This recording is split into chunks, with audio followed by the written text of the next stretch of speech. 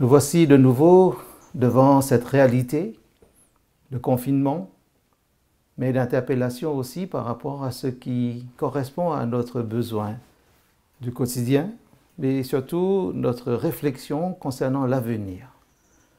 La parole de Dieu nous invite toujours à réfléchir, parce que ce que la Bible veut, c'est que les hommes, les femmes, ce qu'on appelle les croyants, deviennent aussi des êtres pensants, qu'ils raisonnent, qu'ils s'interrogent, qu'ils ne se laissent pas aller comme cela dans le flot de la vie en société, entraînés par la foule, entraînés par les mentalités, entraînés par ceux qui sont autour d'eux, mais surtout qu'ils se laissent inspirer par la parole qui vient d'en haut, cette révélation biblique qui peut et qui veut donner du sens à notre existence. Aujourd'hui, j'aimerais bien aborder avec vous une parabole, racontée par Jésus, bien sûr, concernant le royaume des cieux, le temps de l'attente, concernant la position, l'attitude de ceux qui croient dans ce royaume. Alors peut-être que vous croyez déjà, vous êtes déjà prêts pour entrer dans ce royaume. Peut-être que vous vous préparez encore, vous n'êtes pas encore prêts, mais vous vous préparez encore. Peut-être que cela ne vous intéresse pas vraiment, c'est-à-dire vous vous dites, d'accord, j'entends parler du royaume de Dieu, de Jésus, de son retour, mais ça ne m'intéresse pas. Mais à chacun de vous, je lance cette invitation à considérer attentivement cette parabole. Elle a encore des choses à nous dire 2000 ans après. Mais avant d'ouvrir la parole de Dieu, je vous invite à prier avec moi. Père Céleste, ta parole a certainement encore des leçons à nous donner dans ces temps de troubles, dans ces temps de guerre sanitaire que nous pourrions appeler comme une troisième guerre mondiale qui englobe toute la planète, mais qui interpelle chacun de nous. Que ta parole, à travers cette parabole, nous instruise encore et nous dise clairement, au plus profond de nous-mêmes, ce que tu as à nous communiquer pour que nous prenions les bonnes décisions, même si tout ne va pas très bien autour de nous aujourd'hui, mais tu veux nous interpeller sur notre avenir, et tout cela au nom de Jésus. Amen. Alors si vous avez votre Bible, prenez-la avec moi dans Matthieu chapitre 25. Nous allons lire les premiers versets qui parlent de cette parabole assez connue d'ailleurs, très bien connue par beaucoup, la parabole des 10 vierges. Elle est liée au royaume et Jésus donne de grandes leçons à travers cette parabole. Lisons-la ensemble rapidement. Alors le royaume des cieux sera semblable à 10 vierges qui, ayant pris leur lampe, allèrent à la rencontre de l'époux. 5 d'entre elles étaient folles et 5 sages. Les folles, en prenant leur lampe, ne prirent point d'huile avec elles. Mais les sages prirent avec leur lampe de l'huile dans des vases. Comme l'époux tardait, toutes s'assoupirent et s'endormirent. Au milieu de la nuit, on cria « Voici l'époux, allez à sa rencontre !» Alors toutes ces vierges se réveillèrent et préparèrent leurs lampes. Les folles dirent aux sages « Donnez-nous de votre huile, car nos lampes s'éteignent. » Les sages répondirent « Non, il n'y en aura pas assez pour nous et pour vous. Allez plutôt chez ceux qui en vendent et achetez-en pour vous. » Pendant qu'elles allaient en acheter, l'époux arriva. Celles qui étaient prêtes entrèrent avec lui dans la salle des noces, et la porte fut fermée. Plus tard, les autres vierges vinrent et dirent « Seigneur, Seigneur, ouvre-nous !» Mais il répondit « Je vous le dis en vérité, je ne vous connais pas. Veillez donc, puisque vous ne savez ni le jour ni l'heure. » Jésus ne raconte pas cette parabole pour nous faire peur, pour nous dire, bon voilà, vous êtes deux, l'un d'entre vous perdra le royaume des cieux. Jésus veut amener tout le monde à réfléchir. Il est en train de dire qu'il y a, c'est vrai, une chance égale, c'est oui ou c'est non. Il n'y a pas de troisième voie, une voie médiane qu'on appellerait peut-être. Il y a le possible et l'impossible, le oui ou le non. C'est une question de relation. Quand vous aimez quelqu'un, vous aimez cette personne. Si vous n'aimez pas, vous ne sentez pas que votre cœur est porté vers cette personne, même si vous ne la détestez pas, mais vous dites « je ne vais pas entretenir une relation cordiale et durable avec cette personne ». Qu'est-ce que Jésus veut nous dire dans cette parabole? Il y a 3 lignes majeures. Il y a la question de l'attente, attendre le royaume. Il y a la question du temps, qui est un facteur très important. Et puis, il y a la question de l'état dans lequel se trouvent ceux qui attendent ce royaume. On pourrait dire l'état de préparation. Nous avons des points communs. On nous dit qu'il y a ici 10 vierges, 10 jeunes filles qui se sont préparées pour aller à la rencontre de l'époux. Il y a quelques points communs entre ces 10 personnes, même génération, parce qu'on nous parle de jeunes filles. Le mot qui est employé dans le grec parle de cette catégorie, de cette tranche d'âge. On pourrait dire qu'il y a la même tenue, la même apparence extérieure, parce que dans un cortège, on reconnaît facilement les demoiselles d'honneur, en tout cas celles qui vont accompagner le marié ou les mariés, on pourrait dire. Peut-être même matériel principal, majeur, la lampe. Nous devinons qu'il y a le même enthousiasme, la même passion, la même joie de participer à ce cortège. C'est quand même quelque chose de merveilleux, un mariage. On ne va pas à un mariage triste, sauf pour des raisons très subjectives, on pourrait dire. Mais il y a la même attente, rencontrer, accueillir l'époux. Et il y a un point commun encore qui ne paraît pas positif au départ. Toutes s'assoupir et s'endormir, nous dit le texte, parce que, verset 5, comme l'époux tardait, toutes s'assoupir et s'endormir. Seulement, il y a un point qui marque aussi une différence, et cela nous le voyons à travers le verset 3 et le verset 4. Les folles, en prenant leur lampe, ne prirent pas d'huile avec elles. Les sages prirent avec leur lampe de l'huile dans des vases. Les termes folle ou sage ne doivent pas nous emmener vers des gens qui seraient aliénés avec une déficience mentale, qui ferait bien d'être enfermés dans un asile psychiatrique. Non, le mot folle ici veut simplement dire imprudente. Et le mot sage, c'est le mot avisé, prudente, prévoyante, on pourrait dire, qui ont une certaine vision. Familièrement, on dirait elles ont du flair, elles ont de l'intuition. Et qu'est-ce que Jésus veut dire maintenant? Nous avons vu les points communs. Qu'est-ce que Jésus veut dire encore? Il y a une question. La deuxième grande question, c'est la question du temps, le facteur temps. Verset 6. Premier élément, comme l'époux tardait. Quand Jésus raconte cette parabole, il est en train de dire, retenez bien l'idée que le temps peut être allongé ou prolongé, comme un temps additionnel, ou des prolongations. Les sportifs connaissent bien ces expressions-là. On donne encore du temps pour arriver à un résultat. Là, Jésus veut dire que le royaume va venir, mais au moment où il parlait, il y a 2000 ans, il laissait entendre, pour ceux qui avaient cette intelligence de lire entre les lignes, ben, ce ne sera pas pour demain matin, ni peut-être pour la semaine prochaine. Mais retenez qu'il y a un caractère pressant par rapport à la compréhension, mais aussi il faut avoir cette ouverture d'esprit pour se dire peut-être ce royaume va prendre un peu plus de temps à venir. Verset 11, on nous parle aussi encore du temps plus tard. Alors déjà, il est minuit, plus tard, longtemps après, il y a cette idée que le royaume, même s'il est annoncé, le royaume viendra à un temps peut-être que personne ne connaît. C'est pour cela que Jésus donne la recommandation à la fin, veillez et priez. Alors, ce temps long de l'époux, c'est probablement l'équivalent d'un temps d'attente, de préparation, peut-être supplémentaire, ou aussi d'un temps d'interpellation de toutes les générations qui pourraient être concernées par ce long temps. Minuit, d'ailleurs minuit, c'est un temps quand même qui est assez curieux comme un temps de mariage. Généralement, à minuit, c'est presque la fin dans beaucoup de cultures. Minuit, c'est un peu, j'allais dire, l'heure où il n'y a pas d'heure. Quand vous regardez certains de vos réveils, vous observez qu'il y a des zéros qui s'affichent, comme si on ne peut même pas mettre un vrai chiffre pour dire qu'il y a un temps. Mais ce n'est pas là le vrai problème. Le vrai problème va se poser dans la question de l'attente. Alors ce temps d'attente, est-ce que c'est un temps d'oisiveté? Ce n'est pas ce que Jésus est en train de dire. Jésus ne veut pas faire ressortir l'idée qu'il y a là un aspect passif de la chose dans son enseignement. Peut-être c'est un temps d'entraînement, d'exercice. Est-ce que c'est un temps de nostalgie? Ce n'est pas ça que Jésus est en train de dire pour rêver, pour penser à un âge d'or qu'on aurait perdu. Jésus ne fait pas appel à des nostalgiques ici, aux vieux souvenirs. Ce temps probablement devient un temps de reconsécration. Même si tout s'assoupir et s'endormir, la leçon que nous pouvons tirer, c'est que ce temps nous interpelle. Qu'est-ce que nous faisons du temps qui nous est donné? Il n'y a rien de plus passif que le temps. Mais nous pouvons, dans le temps, qui paraît passif, produire, créer. Aujourd'hui, dans cette année 2020, nous sommes dans un temps de confinement mondial.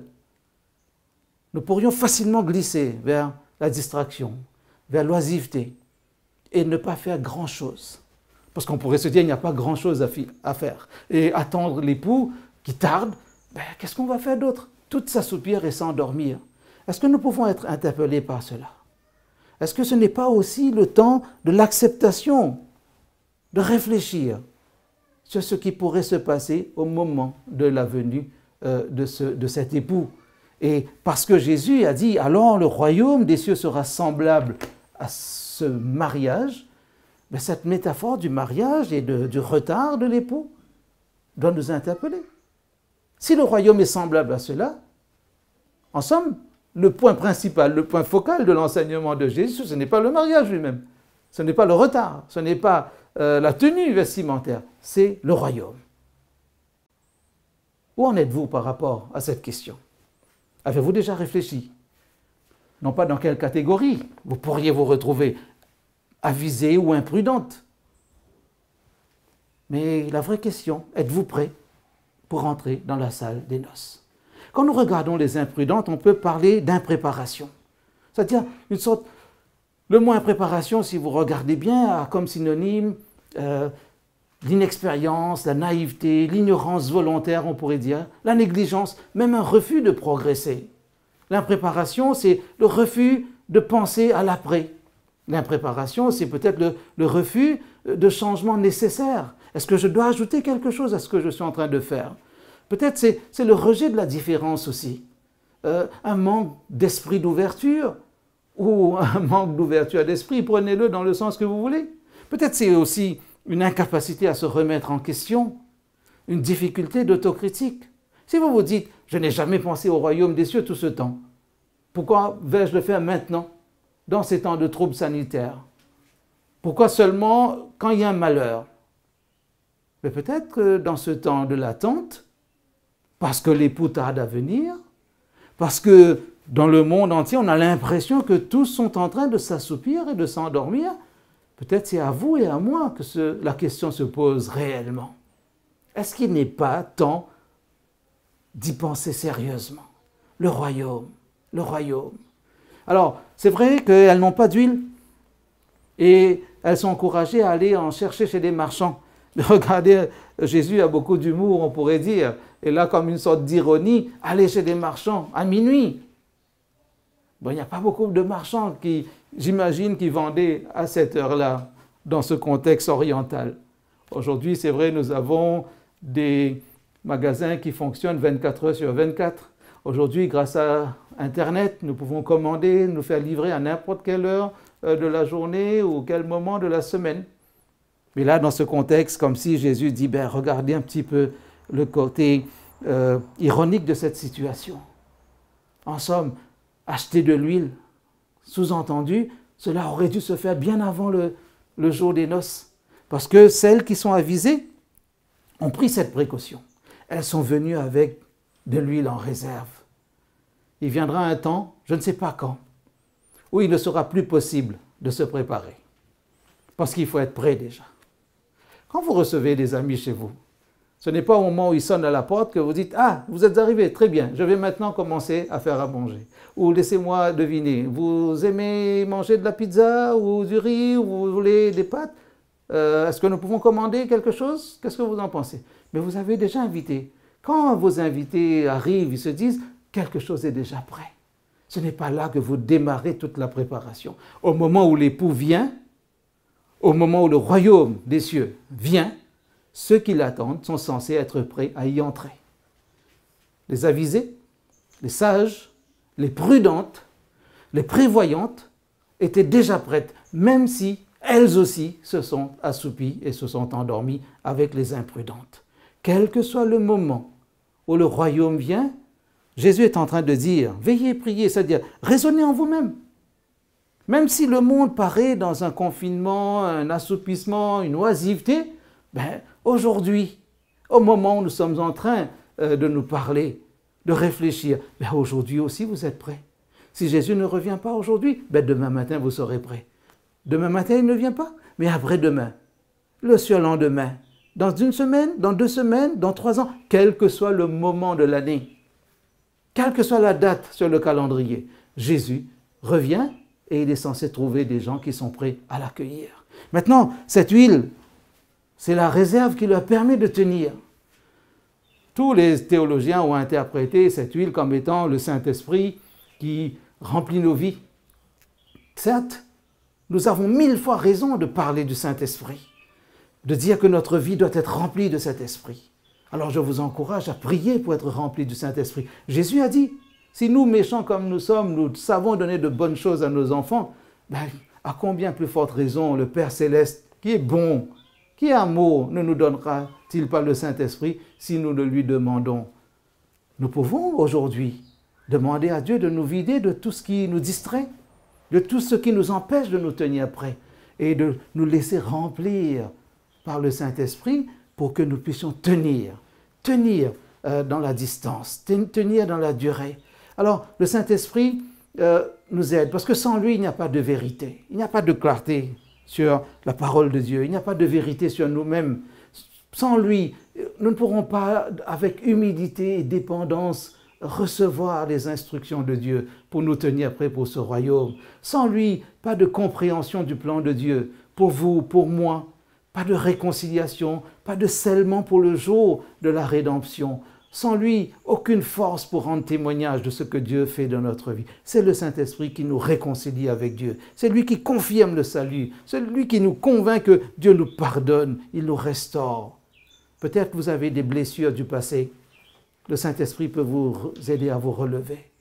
Vous donner cette force qu'on appelle résiliente pour rebondir, pour vous remettre debout sur vos pieds et vous dire, même si je me suis assoupi un moment, même si ma vie a ressemblé à des ténèbres, où il y avait comme un long sommeil, le Saint-Esprit peut vous donner la capacité de vous redresser, de vous tenir debout sur vos jambes et de mettre un pied devant l'autre pour avancer dans la vie. Mais le Saint-Esprit veut vous dire surtout que Dieu vous aime, que Dieu vous aime, que vous n'avez pas à vous inquiéter, même si tout autour de vous envoie des signaux négatifs, pessimistes, alarmistes, c'est vrai. Ce virus, cette pandémie, cela ne nous arrange pas. Cela ne nous plaît pas. Cela ne nous rassure pas. Quand nous voyons les statistiques qui sont affolantes, nous nous disons, peut-être ça va se rapprocher de notre rue, peut-être nous avons des proches, et nous avons des proches.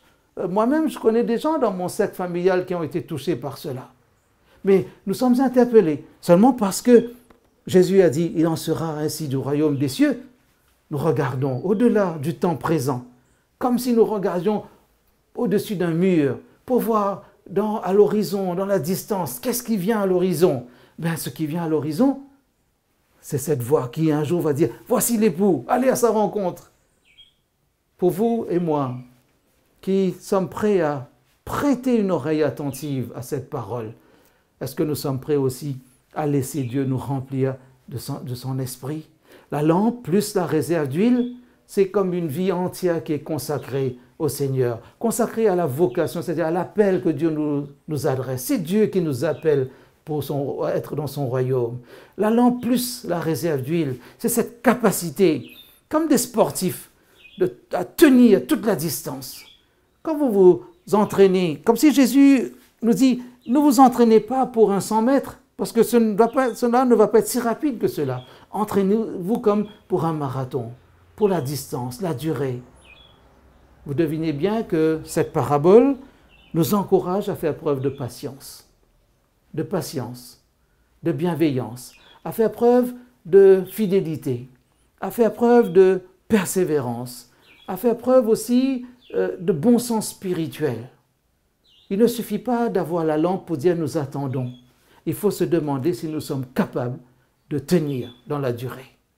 Si quels que soient les événements qui bougent autour de nous, nous sommes capables de dire, Seigneur, quel que soit le jour où tu vas venir, j'ai de l'huile en réserve. J'ai de quoi tenir. J'ai de quoi tenir. Pour ceux qui ont eu l'expérience de rouler sur de longues distances, si vous êtes capable de rester 5 à 6 heures au volant, vous vous assurez que votre réservoir est rempli. Vous faites le plein avant de vous lancer dans cette course, en tout cas dans cette conduite pendant 5 à 6 heures. C'est vrai, quand on n'est pas fatigué, on peut rouler tranquillement pendant 5-6 heures et après marquer une pause, parce que nous savons qu'il y a suffisamment de carburant. Ceux qui attendent le retour de Jésus sans préparation vont peut-être se leurrer. Ils vont être comme des croyants. Des croyants. Ils croient que Jésus va revenir. Mais il ne suffit pas d'être croyant. Il faut être disciple. Et le disciple, c'est celui qui va plus loin qu'avoir seulement la foi. C'est celui qui dit « je crois, mais je marche. Je crois, mais j'avance. Je crois, mais je progresse. Je crois, mais j'applique tous les enseignements de mon maître. » Il n'y a pas de secret dans cette affaire-là. Dans n'importe quel métier, il ne suffit pas d'avoir le diplôme sur papier. Il faut exercer. Il faut pratiquer. Vous imaginez un cuisinier, un chef cuisinier qui n'aurait que des théories, des recettes à dire, à déclamer, à afficher et qui ne serait jamais en mesure de produire ce qu'il propose.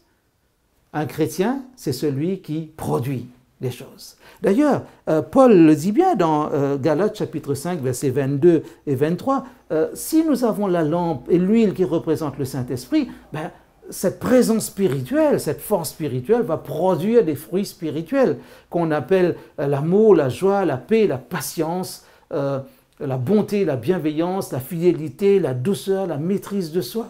Le fruit spirituel vient d'une relation spirituelle. Le fruit spirituel ne peut pas venir d'une relation charnelle. Le fruit spirituel ne peut pas venir d'un raisonnement philosophique.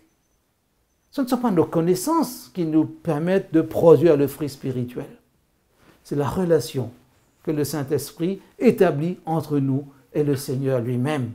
Jésus a prédit et a promis que le Saint-Esprit viendra et nous conduira à lui. Jésus, le Sauveur et Seigneur. Et Jésus lui-même, son œuvre, c'est de nous conduire au Père. Alors vous voyez que dans tout ce circuit, j'allais dire de la divinité, du travail de la divinité, le plus grand gagnant, c'est nous. Ce n'est pas Dieu qui gagne dans cette histoire du salut. C'est nous.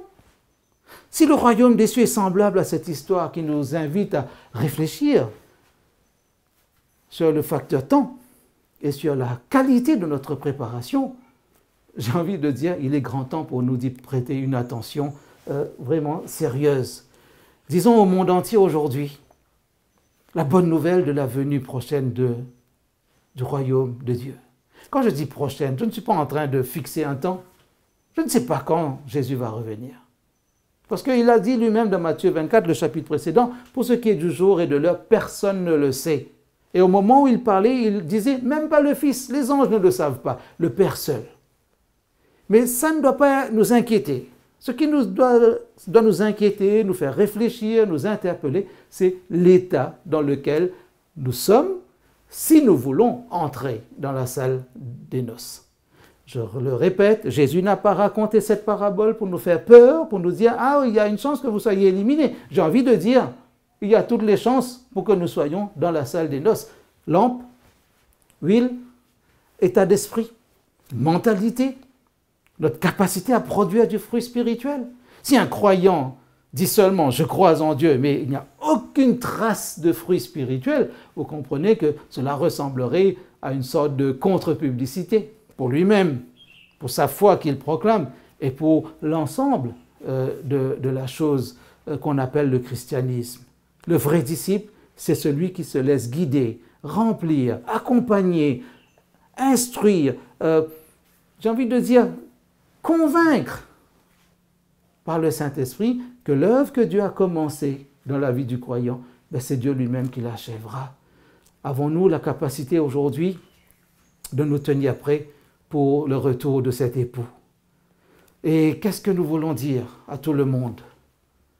Les chrétiens pourraient dire, même si les temps sont des temps de trouble, au président, au Premier ministre, aux têtes couronnées, aux chefs d'établissement, aux grands décideurs de notre développement social, que Jésus revient bientôt. Nous ne devons pas le dire comme une sorte de révolte ou de rébellion par rapport à tout ce qui est donné comme programme politique, comme projection économique. Nous disons juste que voilà la chose supérieure à tout ce que nous vivons sur terre. Nous l'avons dit récemment, notre vie ne peut pas se résumer à 3 verbes, naître, vivre et mourir. Jésus ici nous donne une raison d'espérer. Espérer dans la venue de ce royaume. D'ailleurs, alors plutôt par rapport à cette venue, certains vont se demander pourquoi il n'est pas encore là. Pourquoi tarde-t-il? Jésus l'avait certainement prédit quand il relisait Matthieu chapitre 24, mais si vous lisez ce que Pierre dit dans sa deuxième lettre, 2 Pierre chapitre 3, par exemple, il va dire, dans les derniers jours, 2 Pierre chapitre 3, verset 3, dans les derniers jours, il viendra des moqueurs avec leur raillerie, marchant selon leur propre convoitise, en disant « Où est la promesse de son avènement ?» Car depuis que les pères sont morts, tout demeure comme dès le commencement.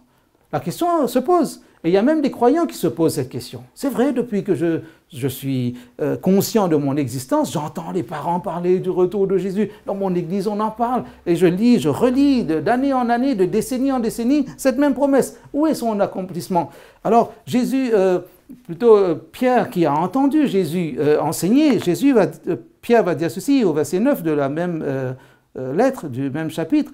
Le Seigneur ne tarde pas dans l'accomplissement de la promesse, comme quelques-uns le croient, mais il use de patience envers vous, ne voulant pas qu'aucun périsse, mais voulant que tous arrivent à la repentance. N'est-ce pas formidable? En somme, ceux qui se posent cette question ont besoin de répondre à ce verset qui vient d'être lu. Peut-être cette patience de Dieu est pour ceux qui doutent. Cette patience de Dieu est aussi pour ceux qui n'ont jamais prêté attention à cette bonne nouvelle du retour de Jésus.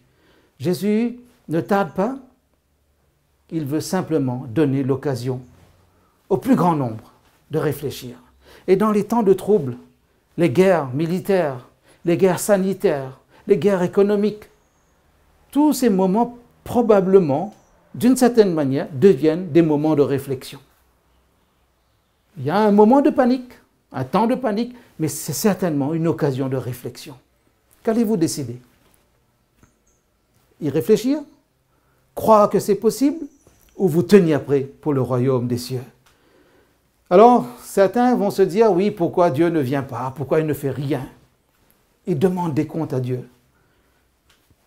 Je me suis parfois demandé qu'est-ce qui autorise des gens, des générations, qui ont expulsé Dieu de leur vie, qui ont expulsé Dieu des écoles maternelles, des écoles primaires, des collèges, des lycées, des universités, qui ont expulsé Dieu des parlements, des hôpitaux, de tous les lieux de décision. Comment ceux qui ont expulsé Dieu, qui l'ont chassé de leur vie, de tous les aspects de leur vie, se permettent-ils de lui demander encore des comptes? Pouvez-vous demander des comptes à quelqu'un que vous ne voulez pas connaître? Cela ne paraît pas très raisonnable. Mais nous ne sommes pas là pour faire le procès de qui que ce soit. Nous sommes là juste pour réfléchir. Alors le royaume des cieux sera semblable à 10 vierges qui, ayant pris leur lampe, s'en allèrent à la rencontre de l'époux. Cet époux a tardé à venir, mais certains nous envoient un signal positif. Certaines, elles étaient prêtes et elles peuvent nous ressembler aujourd'hui. Comment considérons-nous cette affaire-là? C'est pour les autres ou c'est aussi pour nous?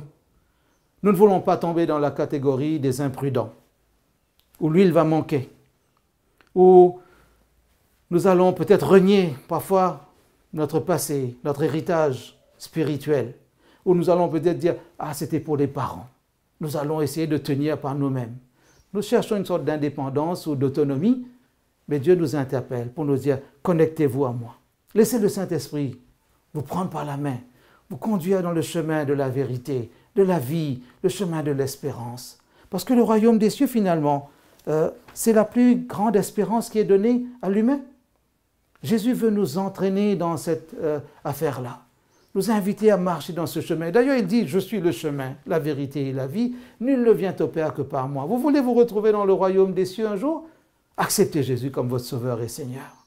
Parce qu'un jour viendra ce moment où il y aura un mariage. Et dans Apocalypse chapitre 19, il est dit au verset 7, si vous avez votre Bible, vous pouvez lire cela, sinon notez au moins, Apocalypse 19, verset 7, « Réjouissons-nous et soyons dans l'allégresse et donnons-lui gloire, car les noces de l'agneau sont venues et son épouse s'est préparée. » L'épouse, c'est l'Église. Je vous renvoie à Éphésiens chapitre 5.